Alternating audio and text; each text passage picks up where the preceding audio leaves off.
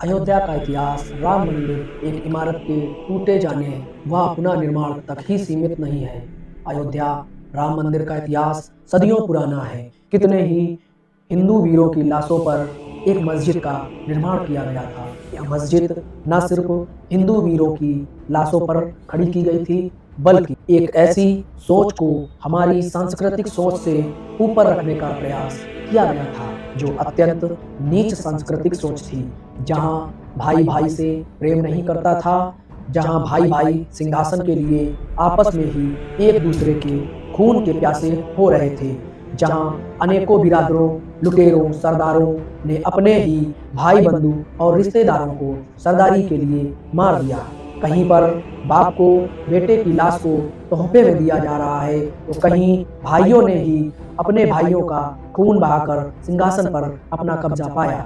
ऐसी परंपरा जो भारत के अलावा पूरे विश्व में कहीं नहीं थी, जहां भाई भाई के लिए त्याग करता है, उस परंपरा को हत्यारों द्वारा रची गई परंपराओं को मीनारों के नीचे दबाने का प्रयास किया गया था, जहां राजा और सेना आम जनता की सुरक्षा का वचन देते हो, जहां चाहे वह शत्रु राज्य के ही नागरिक क्यों न हो, ऐसी दुर्दांत और क्रूर शक्तियों का पदार्पण इस धरती पर हो चुका था, जहां बच्चों तथा महिलाओं को सबसे पहले निशाना बनाया जा रहा था। कहां ऐसी परंपरा जहां आम जन को योद्धा युद्ध के बाद भी कोई हानि नहीं पहुंचाते थे, जहां लूट मार नहीं होती थी। ऐसी परंपराओं ने यहां पर कदम रखा जहां उनका धर्म लूट मार, उनका पेशा, उनकी किताबें सिखाती थी। आपको क्या लगता है, हमने यूं ही मंदिर ढहाने दिया होगा? क्या हमारे वीरों ने इनका डटकर सामना नहीं किया होगा? मंदिर में जितने ईंट पत्थर नहीं लगे होंगे, जितने हमारे वीरों ने इस मंदिर को बचाने के लिए अपने शीश कटवा दिए थे।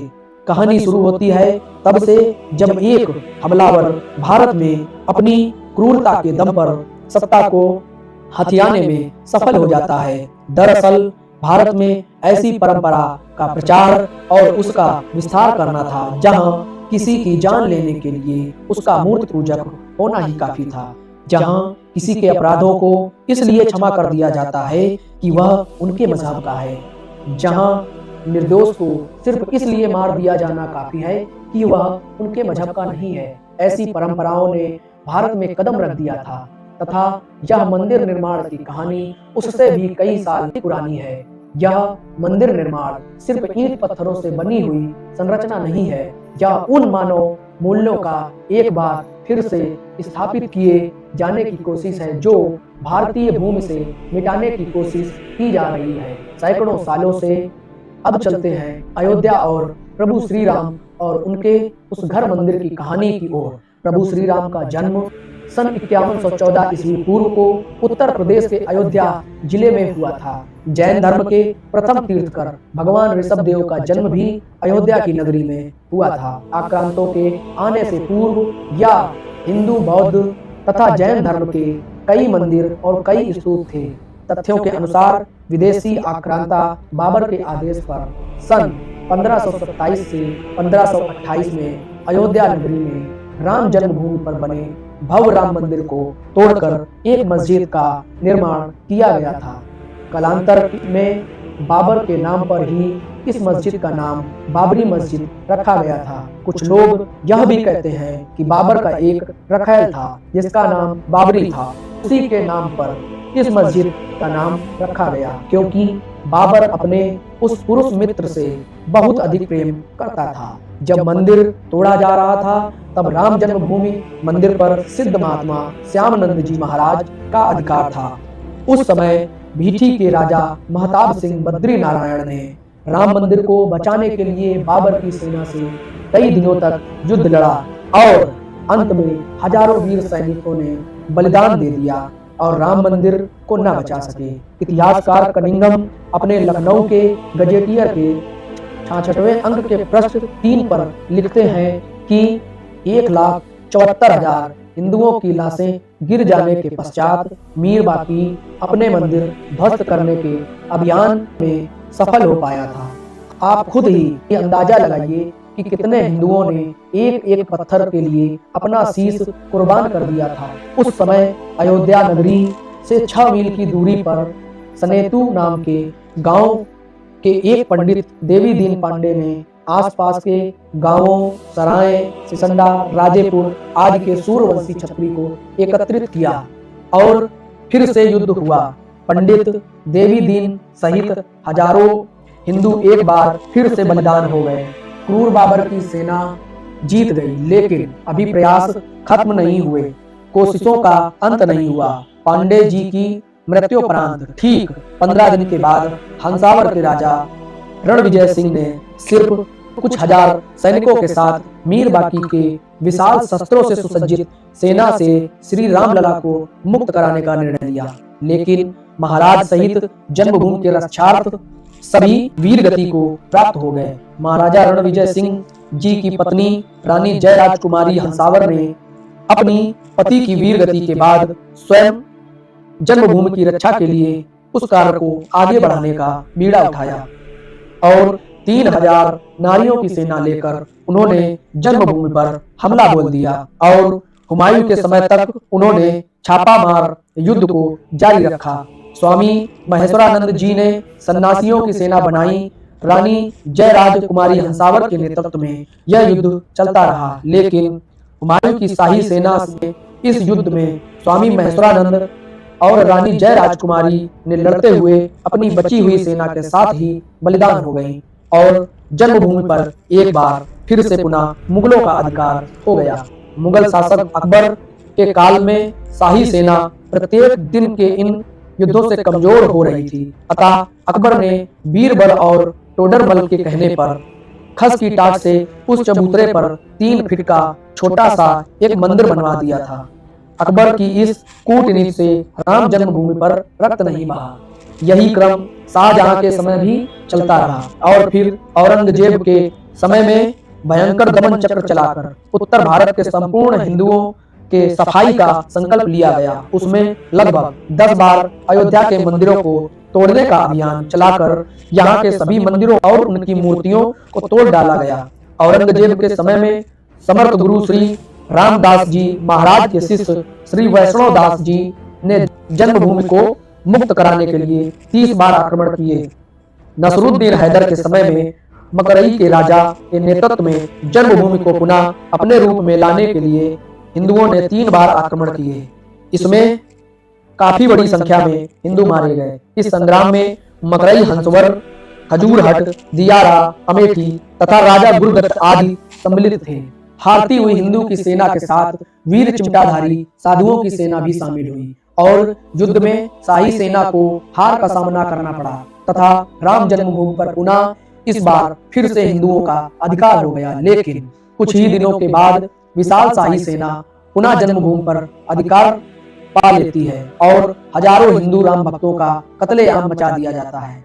नवाब वाजिद अली शाह के समय में पुनः हिंदुओं ने राम जन्मभूमि के उद्धत आक्रमण किया।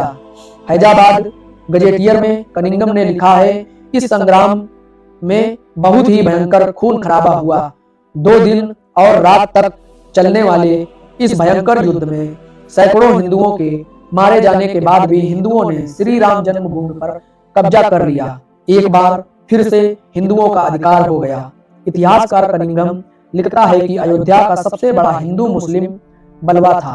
हिंदुओं ने अपना सपना पूरा किया और औरंगजेब द्वारा विध्वंस किए हुए चबूतरे को फिर से वापस पाया और चबूतरे पर 3 फीट ऊंचे खस के टाट से एक छोटा सा मंदिर बना लिया गया, जिसमें पुनः रामलला की स्थापना की गई। लेकिन बाद के मुगल राजाओं ने इस पर पुनः अधिकार कर लिया। एक बार फिर से ध्वस्त करने की कोशिशें लगातार चलती रहीं। यकीन मानिए, यह एक मंदिर का ढांचा नहीं था, यह पूरी संस्कृति के विध्वंस और पूरे सांस्कृतिक सुदृढ़ता की लड़ाई चल रही थी, जहां पर हिंदू अपनी संस्कृति की एक एक इंच को बचाने में जुटा हुआ था और वहीं मुसलमान आक्रांता हिंदुओं की एक एक इंच को विध्वंस करने में लगे हुए थे। 1853 हिंदुओं का यह आरोप था कि प्रभु श्री राम के मंदिर को तोड़कर मस्जिद का निर्माण हुआ। इस मुद्दे पर हिंदू तथा मुस्लिम के बीच पहली हिंसा हुई। इसके बाद सन 1587 की क्रांति में बहादुर शाह जफर के समय में बाबा रामचरण दास ने एक मौलवी आमिर अली के साथ जन्मभूमि के उद्धार का प्रयास किया, लेकिन कुछ कट्टरपंथी मुसलमानों को यह बात स्वीकार नहीं हुई और उनके विरोध के चलते 18 मार्च 1858 को कुबेर टीला स्थित एक इमली के पेड़ में दोनों को एक साथ अंग्रेजों ने फांसी पर लटका दिया। विवाद के चलते 1559 ब्रिटिश शासकों ने विवादास्पद पर बाड़ लगा दी और परिसर के भीतरी हिस्से में मुसलमानों और बाहरी हिस्से में हिंदुओं को प्रार्थना पूजा करने के लिए अनुमति दे दी गई। 19 जनवरी 1885 को हिंदू महंत रघुवीर दास ने पहली बार इस मामले को फैजाबाद के न्यायाधीश पंडित हरि किशन के सामने रखा था। इस मामले में कहा गया था कि मस्जिद की जगह पर मंदिर बनवाना चाहिए, क्योंकि वह स्थान प्रभु श्री राम जी का जन्म स्थान है। वर्ष 1947 में भारत सरकार ने मुसलमानों को विवादित स्थल से दूर रहने के आदेश दिए और मस्जिद के मुख्य द्वार पर ताला लटका दिया गया, जबकि हिंदू श्रद्धालुओं को एक अलग जगह से प्रवेश दिया जाता रहा। सन 1949 में प्रभु श्री राम की मूर्तियां मस्जिद में पाई गईं। कहते हैं कि कुछ हिंदुओं ने यह मूर्तियां वहां लाकर रखवाई थी। मुस्लिमों ने इस पर विरोध व्यक्त किया और दोनों पक्षों ने अदालत में मुकदमा दायर कर दिया। सरकार ने इस स्थल को विवादित घोषित करके ताला लगवा दिया। सन 1984 में कुछ हिंदुओं ने हिंदू विश्व परिषद के नेतृत्व में प्रभु श्री राम स्थल को मुक्त करवाने का और वहां पर राम मंदिर का निर्माण कराने के लिए एक समिति का गठन किया। बाद में इसका नेतृत्व भारतीय जनता पार्टी के प्रमुख नेता लाल कृष्ण आडवाणी जी ने संभाला था। 1986 में जिला मजिस्ट्रेट ने हिंदू को प्रार्थना के लिए विवादित मस्जिद के दरवाजे पर से ताला खोलने का आदेश दिया। मुस्लिमों ने इसके विरोध में बाबरी मस्जिद संघर्ष समिति का गठन किया। 1989 में विश्व हिंदू परिषद ने राम मंदिर के निर्माण के अभियान को तेज किया और विवादित स्थल के नजदीक राम मंदिर की नींव रखी गई। इसी वर्ष इलाहाबाद उच्च न्यायालय ने आदेश दिया कि विवादित स्थल के मुख्य द्वारों को खोल दिया जाए और इस जगह को हमेशा के लिए हिंदू को दे दिया जाए। 30 अक्टूबर 1990 में हजारों राम भक्तों ने मुख्यमंत्री मुलायम सिंह यादव द्वारा खड़ी अनेक बाधाओं को पार अयोध्या में प्रवेश किया और विवादित ढांचे के ऊपर भगवा ध्वज फहरा दिया। लेकिन 2 नवंबर 1990 को मुलायम सिंह यादव ने कार सेवकों पर अंधाधुंध गोलियां चलाने का आदेश दे दिया, जिसमें सैकड़ों राम मंदिर भक्तों ने अपने जीवन की आहुतियां दे दी। सरयू तट राम भक्तों के खून से व लाशों से पट गया। इस हत्याकांड के बाद अप्रैल 1991 को उत्तर प्रदेश के तत्कालीन मुख्यमंत्री मुलायम सिंह यादव ने इस्तीफा दे दिया। इसके बाद लाखों राम भक्त 6 दिसंबर को कार सेवा हेतु अयोध्या पहुंचे। 6 दिसंबर 1992 को बाबरी ढांचे को ढहाकर समतल कर दिया गया, जिसके परिणाम स्वरूप पूरे देश भर में अलग अलग जगहों पर दंगे भी हुए। इसी मसले पर हिंदू विश्व परिषद के नेता अशोक सिंघल, बीजेपी के नेता आडवाणी, यूपी के पूर्व मंत्री कल्याण सिंह, मुरली मनोहर जोशी, मध्य प्रदेश के पूर्व सीएम उमा भारती सहित 13 नेताओं के खिलाफ आपराधिक साजिश का मुकदमा चलाने की मांग की गई थी। 6 दिसंबर 1992 को जब विवादित ढांचा गिराया गया, उस समय राज्य में कल्याण सिंह की सरकार थी। उस दिन करीब 10:30 पर हजारों लाखों की संख्या में कार सेवक पहुंचने लगे। दोपहर के करीब 12 बजे कार सेवकों का एक बड़ा जत्था मस्जिद की दीवार पर चढ़ने लगता है। लाखों की भीड़ को संभालना सभी के लिए मुश्किल होता दिख रहा था। दोपहर के 3:40 पर पहला गुम्बद भीड़ ने तोड़ दिया और फिर जब 5 बजने में 5 मिनट का समय शेष था, तब पूरे का पूरा विवादित ढांचा समतल हो चुका था। भीड़ ने उसी जगह पूजा अर्चना की और रामशिला की स्थापना कर दी। पुलिस के आला अधिकारी मामले की गंभीरता को समझ रहे थे और गुंबद के आसपास मौजूद कार सेवकों को रोकने की हिम्मत किसी में न थी। मुख्यमंत्री कल्याण सिंह जी का साफ आदेश था कि कार सेवकों पर गोली नहीं चलेगी, 1527 से 1528 ईस्वी में बाबर के सेनापति मीर बाकी ने अयोध्या में श्री राम जन्मभूमि पर मंदिर को तोड़ा था, जिसका पंडित देवी दीन पांडे ने पहला विरोध किया था। तब से लेकर आज तक 77 से अधिक सैकड़ों दंगे हो चुके हैं, जिसमें लाखों कार सेवकों की जानें चली गई थी। इस पवित्र स्थल श्री गुरु गोविंद सिंह जी की महाराज व महारानी, राजकुंवर और कई अन्य विभूतियों ने भी संघर्ष किया है, लेकिन इस लंबे संघर्ष के पश्चात आखिर अब वह दिन भी आ गया है जब भारतवर्ष में श्री राम मंदिर की नींव रखी गई और भव्य मंदिर का निर्माण कार्य हो रहा है। इस मंदिर में 22 जनवरी 2024 को रामलला की मूर्ति की प्राण प्रतिष्ठा की जाएगी तथा एक बार फिर से हिंदुओं और सनातनियों का उनका वह अधिकार वापस दिया जाएगा जिसकी प्रतीक्षा उन्होंने हजारों सालों तक की है। आज की वीडियो में बस इतना ही। अगर वीडियो पसंद आई हो तो लाइक कीजिए और ऐसी वीडियोस के लिए चैनल को सब्सक्राइब करें। धन्यवाद। जय श्री राम।